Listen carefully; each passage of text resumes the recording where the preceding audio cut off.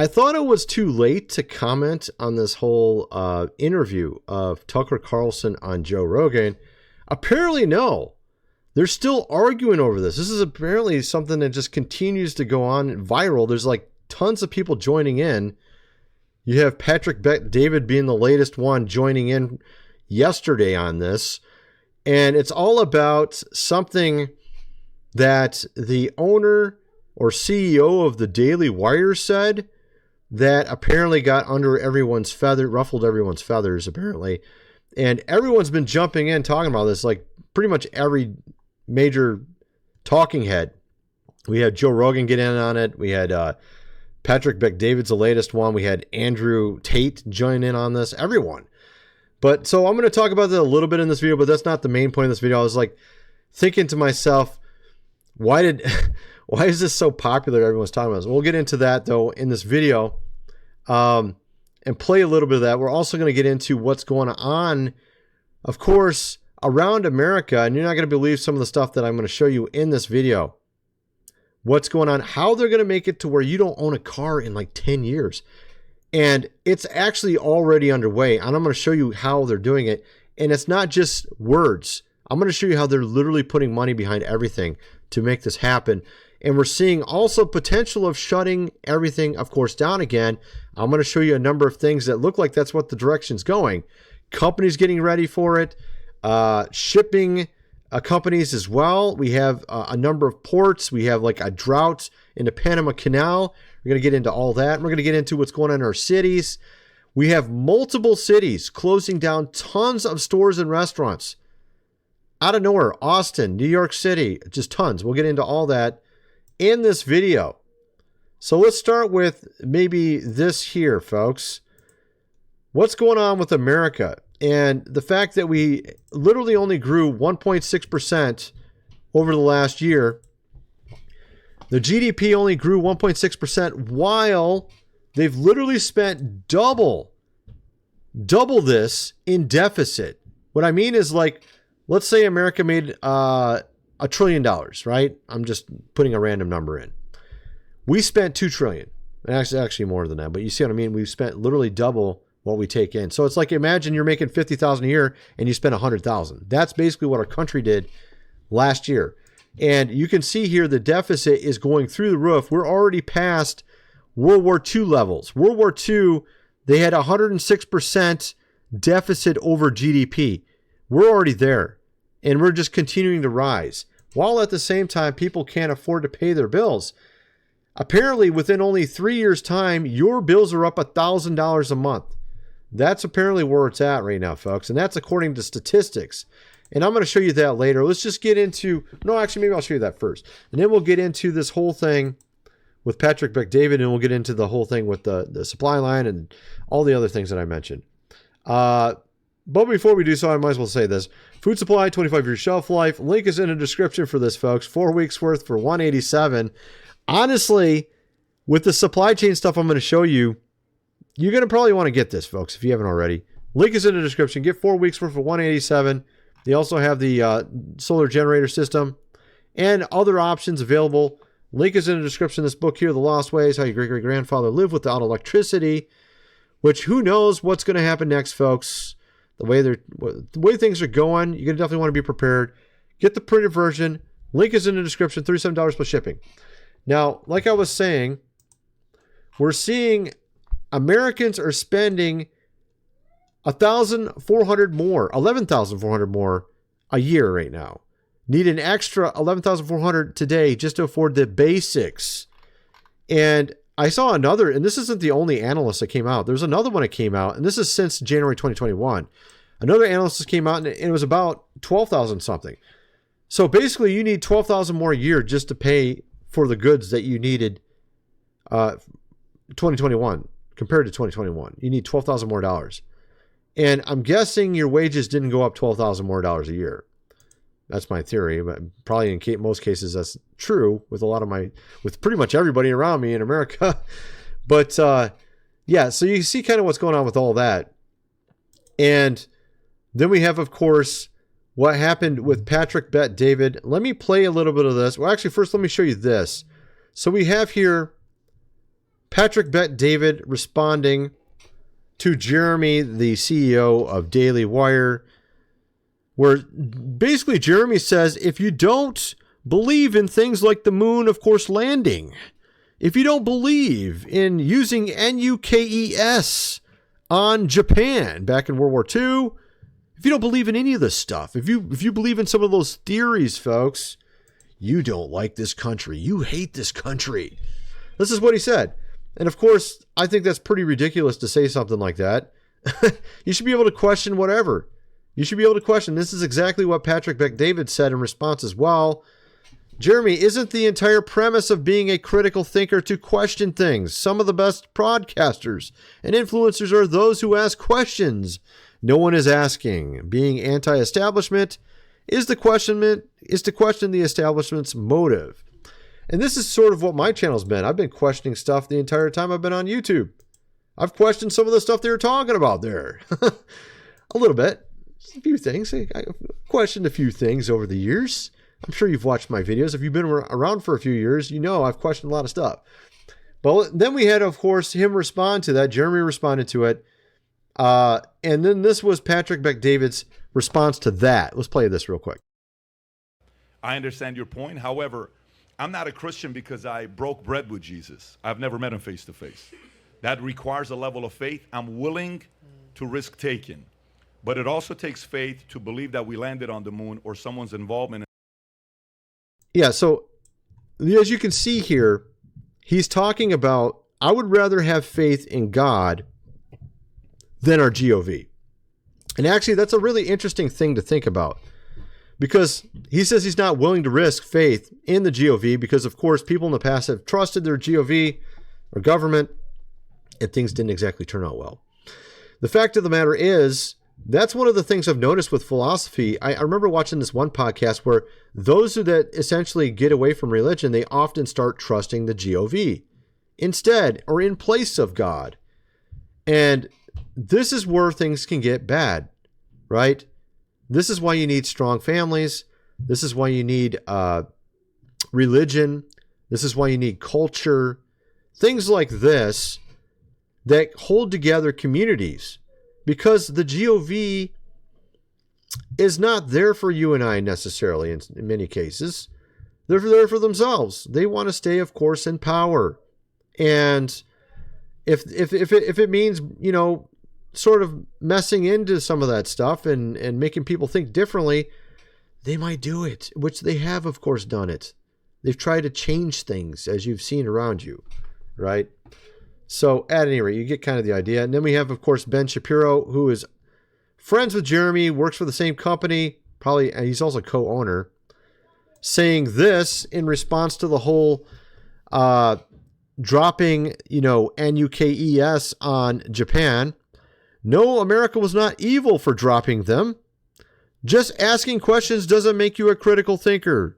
Evaluating evidence, claims, and counterclaims does. Now, my opinion on this is I lean towards more what Tucker's opinion is on it, which is essentially that we shouldn't have done it. But I understand Ben's arguments. His arguments make some sense in the aspect that there was a race going on, and they were all trying to make this new technology. And if we didn't try to make it as well, you would have no way to counterbalance. So I understand their argument. I don't agree with it because I don't know. There's got to be a better answer to it. I haven't really thoroughly thought it through what would be a better answer. But I mean, it's kind of like, you know, doing evil because you have to kind of, you know, it's got that feeling to it. It's like a lesser of two evils or something.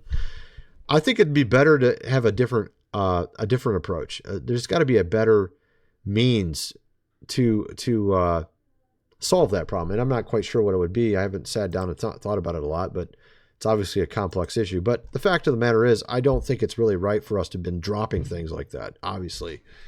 At any rate, so that's kind of what happened there. Let's get into some of these other things. Like I was saying, actually, I didn't even get into the story over my other channel because I had so many stories. And why do they show that? It's so annoying. Okay, let me see if I can find a better article on this. It has to do with Austin, Texas, and what's going on with Austin, Texas right now. Here we go. Maybe I can do it from here. Can I do it from here? Yeah, here we go. Bloomberg. Plunging home prices, fleeing companies. Austin's glow is fading. And this is not the only city. I'm seeing numerous articles of recent like this for many cities. I'll actually show you 2 more. And actually, I've seen probably 5 or 6. All different cities. I think they're all different cities. Here we have Austin. We're seeing many stores and restaurants and companies fleeing the city. Oracle is moving to Nashville to be closer to the health sector. Austin suffering to slow down in growth after 2020 boom. So you got all this here going on. Tesla Incorporated pulling back after rapid expansion. You're seeing all these things with regards to Austin. And that's not the only city. You have New York. You have Washington, D.C., Chicago. And actually, here's the Washington, D.C. one. Let me show you that real quick. D.C. business owner warns of out-of-control prices and crime after 52 restaurants shut down. And actually, it was higher. Where was it higher? Was it New York? Was that New York City or was that L.A.? I think it was L.A. had 72 closed, or was that New York City? I think it was L.A. I think New York's was even more. You could see all these stores and restaurants and all these companies fleeing these cities. And again, what does this mean? So look back at 2008. You had Detroit. This happened to Detroit back then. All these companies flee Detroit. Okay. And we had General Motors, Chrysler, Ford. I think all of them left Detroit. And they had their headquarters in Detroit. It was Motor City, right? They all left, and half the population left Detroit. Half the buildings were empty. We had entire massive blocks of houses, apartments, 20-story apartments. There's like entire neighborhoods, like multiple blocks, completely, utterly empty. No people living in them. You could buy houses for $400 back then. The city was cratering in on itself. It was unbelievable. And now what I'm saying is you're going to see this in many cities, not just one city, many. Like, I don't know, like lots of major cities, 40 of them. I don't know. This is what seems to be going on right now. A lot of cities going the way of Detroit back in 2008, except for this time, it's many, many fold more cities. And this is going to be, and it looks like it could even happen in New York City the way things are going. I mean, even New York City. So this is actually a big deal. As far as I'm concerned, this is going to be, what do you think this is going to turn into? If there is less and less jobs, things cost more and more, all these companies leave, all the people left over there, what is going to happen? We're going to have marching, like we saw last time. We're going to have much more than that. Mostly, of course, peaceful. You remember that, right? Except for this time, maybe many-fold more. This is kind of what I'm thinking. I guess we'll see what happens. But I think that's something to really consider. That is going to be something to think about particularly if you're living in one of those cities or near one. Then we have this here. A new wave of e-commerce disruption could close 45,000 retail stores over the next 5 years. So they're saying because of all the sales online, which is obviously in most of the case Amazon or Walmart, you're seeing a lot of these stores, these brick and mortar stores closing up shop. So you're going to be seeing tons more stores closing. Particularly also you have these Chinese-based sites like Temu, and actually AliExpress and others, because a lot of people are going to be have very little money to spend because they're spending already $1,000 more a month. So they're going to even go to places like AliExpress because sometimes you can get a better deal there than even Amazon. And actually AliExpress is much larger than Amazon. A lot of people don't know that either. The owner, I can't remember the guy's name off the top of my head. This Chinese guy that owns AliExpress, it's bigger than Amazon. It's like 5 times bigger. They get way more sales. That's because they're sold mostly in Asia and Europe. But we're seeing also Amazon and a lot of these big companies like Walmart, American Eagle are making their own containers to bypass supply chain problems chartered ships, and long-haul planes. And now we're seeing, we had port issues in California. We're seeing the Panama Canal drought that's been going on for a while that is causing trouble with the supply chain. They had to cut the amount of traffic down to half a little less than a year ago. And since then, we've had several restrictions, but they just bumped it up from 24 to 27 on daily crossings in the Panama Canal. And this is a major supply chain hub. All right. Then we have, of course, what's going on in the Red Sea. So you got the Panama Canal, you got the Red Sea, you got some of these ports with the issues in California on the West Coast. I think there's one on the East Coast as well. And then on top of that, our wonderful Prez was saying maybe we need to use climate, powers and shut, of course, down. This is something they're actually talking about. This is like news a couple days ago. So they're already talking like they want to shut down, of course, again, folks. And that's why you're seeing Amazon, Walmart, and all these stores making it so they have their own direct line of shipments so that they don't have to worry about when everything closes. See how that works? Why would they be doing this? Seems like they know something, perhaps, right? So then you have, of course, on top of this, look at this. You can check out how the wealth is exchanged. Since 1993, where the middle class had about 37% of the wealth, and the upper 1%, top 1%, had only about 17% of the wealth. So we had a 20% gap. 17 versus 37. Now the middle class has about 26%, and the top 1% have about 27% of all the wealth. So you can see the wealth has changed from our hands to theirs. And I told you one of the ways this happened was when they print the money. They print the money and they gave out those stimulus checks. That was only the chump change. Most of that money that was printed went to the top 1%. That's why they're so wealthy. That's one of the reasons. Another reason, of course, is how they've been pushing down the wages and stuff while retaining the high level wages at the top and just making the gap larger and larger in that respect as well. So both of those in combination have made it the way it is. We had another bank just go under yesterday. Philadelphia-based Republic Bank closed by regulators. Some are saying we're going to see many more. Of course, because of these cities cratering, this office space not being used by anybody, these banks that are mid-sized are the ones that are all going to go bankrupt, like Republic First, because they hold a lot of the real estate loans. And these real estate, office real estate, commercial real estate is going under. We see also in New York City, if I can get it on the screen, maybe not. New York, number of vacant New York City storefronts. What does it say here? Has nearly doubled since 2020. It's doubled since 2020. And look, people are already back to work. They have more debt than they ever did, more store closes than before.